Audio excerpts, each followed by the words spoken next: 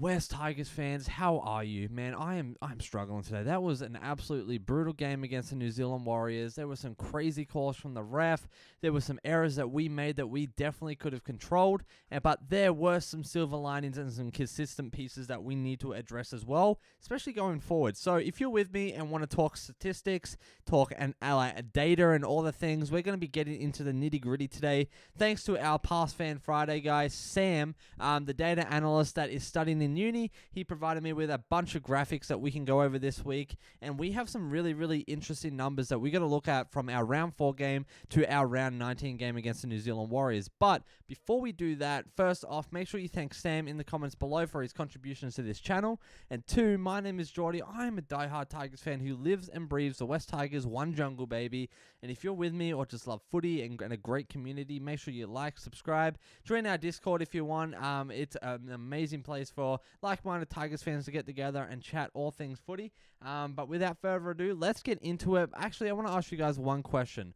What was one great thing we did last night that stood out to you? What was probably the biggest thing that we didn't do great that you think cost us the game? Let me know in the comments below. I'll let you know mine at the end of this game, at the end of this video, sorry, about the game. So let's talk about our completion rate. So in round 4, I don't know if you can see it, but we had an 80% completion rate in round 4. The Warriors had an 83%. Now, there was a slight consistent improvement, but not high enough to build pressure. We saw an 80% as well on average. Again, this is average numbers.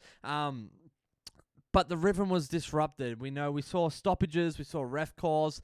We had that try in the first 2 minutes, which was just absolutely set us on a trajectory that I believe if we could have kept going, we would have been just fine. Now, then we had JAROME LUAI getting in the way, obstructing the kick chaser. And I really think that was the moment there that started just this snowball effect of just stupid errors, of bad ref calls, of just not being able to find a tone and a rhythm.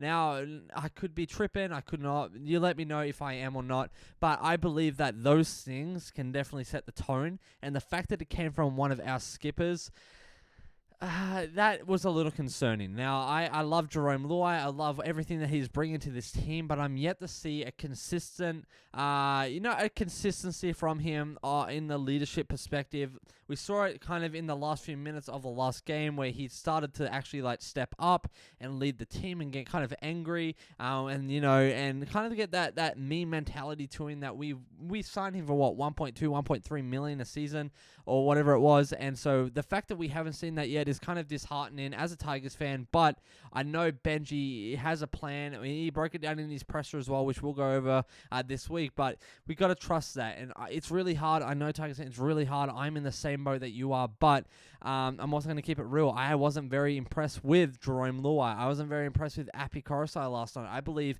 Tristan Hope, Latu Fainu, even Adam Dewey were setting the tone last night across the board, and that is very, very exciting to see because that we know we're okay if things were to go south with our main stars, right? We know that we can pull together something. We know that we won against the Roosters, so I don't know. We also know that JAROME LUAI is coming off an origin, so you got to give him a little bit of slack there. But if you're playing, man, I expect you to be full force, and I just didn't feel like that was the case last night, and that cost us part of the game, I believe. Next is our all-run meters.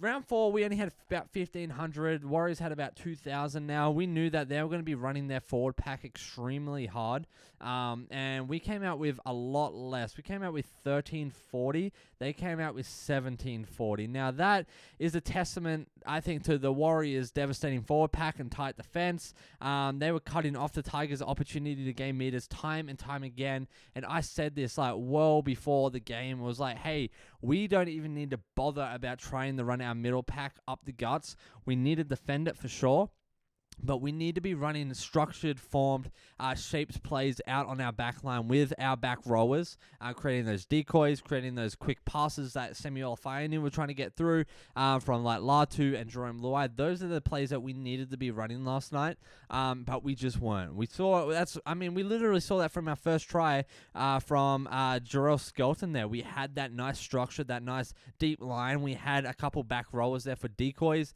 and it worked. We created that overlap. We created that, defensive kind of confusion that we needed, and that worked. And I don't know why we didn't keep trying to do that. And then once we got off the beaten path, like, things were just not clicking, and then you could see we're trying to get back there. But, like, that ship has sailed. Like, it was too late, and that was really concerning to me. The fact that, JAROME, LUAI, and Appy couldn't get that going was really just kind of disheartening, man. Like, there was just things going after each other. We had a few great moments where we could have scored a try. Talking about you, Tony Suka, man. Where was it JAROME, LUAI, or Adam Dewey put in that little grubber, or Latu Faini put in that little grubber, and he had plenty of room. You could easily run and dove on that. Jack Bird made a few very, very crucial areas that would have set up for tries. There were just those things there that we just weren't controlling that we really needed to control. Now, I'm sorry that if I'm sounding really negative this video, but I'm trying to keep it extremely real with you guys. There wasn't a whole lot to be super, super proud about. There were definitely a few things. Our dedication, our fight to the very end, we were trying to make something happen. We were going up against a very, very tough team. They definitely had Metcalf out, but they had a very solid replacement. There was just a lot of different things. We were overcoming adversity with the refs, but at the end of the day, we didn't come away with the win, and I don't believe we played our best footy last night. And so I'm going to keep that real with you guys. I'm not going to bullcrap you guys at all, because that's not what this channel is about. So yeah, next up is our post-contact meters. This was a very, very big key area for concern last night. I believe Tigers were physically dominated, unable to generate momentum after contact, and our forward pack just couldn't continue making meters after Warriors' defensive line shut them down. I'm talking Terrell May. I'm talking Fonua Pole, the Fainu, bro. Like, there was not that fire. There was not that spark, man. There were moments of it, but it just felt like we were gassing out, bro, and that was just really, really concerning. I wanted to see our offloads up. I wanted to see our second phase plays, our post-contact meters, but like you see here, we only came away with roughly 425 post-contact meters. Warriors nailed us with 568, and that showed. Like, the line breaks that they had, the ineffective tackles that we were making, the missed tackles even. Man, it gets me frustrated. It really does, because we can sit here and talk all things all day about the ref. Yeah, there were some iffy calls. There were some calls that weren't made that definitely should have been made. But at the end of the day, this is on us, man. Like, we have to own this. The players have to own this. This wasn't a Benji thing. This was a players thing. We have to own this. We have to be better than this Tigers. Like, we have to come out against the Titans, and there's no other option but to play our best footy. Now, I assume we're going to see Taylor May in. What do you have, a hat-tricking cop? We're going to see Taylor May in probably in the round 20 against the Titans, and that's going to be absolutely electric. But again, it doesn't address the fact that our leaders aren't leading. Even Appy seemed a little out of it last night, and that it hurts to say that, but it's true. So yeah, I don't know. We definitely got dominated in the post-contact meter section, which is something that we generally do a lot better in, especially in our offloads and things like that. And so that was a little disheartening to see that value there, but hey, that's the way the cookie crumble. We can't change the history. We can only change the future and how we come at that. So next up is our line breaks. Round 4, we only had 3 line breaks. They had 4, and nothing changed here. We only had 3. They had 10, and especially it started leaking late into that first half and then into that second half, and that was a big, big area that we needed to do better in. Our defense just was not there. It just was not happening on those edges, especially up the middle, man. Across the whole field, we just weren't shifting. We weren't committing to tackles. It just wasn't great. A big props to Latu Fainu for getting in there and just going absolutely ham. Jarrell Skelton, Star Toa stepped it up too in a few moments there. Those are the guys that we were looking to. Adam Dewey had a phenomenal game last night. He was probably my man of the match for the game, man. Like, he was my main Tiger all freaking night. He definitely put up tries for us. He put up plays, good kicks. Definitely could have been better on the conversions, definitely. But hey, those were hard kicks to make. It was wet. It was on the edge. I get that. I totally understand. But line breaks, consistent result, if you will, on 3-3. Tigers, I think, really struggled to find defensive gaps or capitalize on ineffective tackles from the Warriors. Consistently poor, 0 attacking sharpness or ability to expose these defensive lapses, and that is so well said. So thanks, Sam, for putting in that little part there too. Like, that is exactly what I was feeling. Like, there was just no no capitalization on in the moments that we needed to, right? And so as we look forward and look into what's next for us as a club, we got to be looking at our line breaks. How can we have people like Latu Fainu, Samuela Fainu, Sayani Fainu, like the Fainu brothers, the May brothers, making those line breaks, making those second phase plays, because we are definitely, it just doesn't feel like we are doing great things there. So, Tigers fans, I was going to go into a few more, but I'm going to leave it there for today. I'm going to go over one more for us. That is going to be our errors, because I believe this is what cost us the game. I don't think it was the ref. I don't think it was the Warriors. I think it was us, man. We had more errors. We had 9 errors that we could have had opportunities for opposition to not gain meters, right? To not score, opportunities for us to gain meters and to score if we didn't make those stupid errors.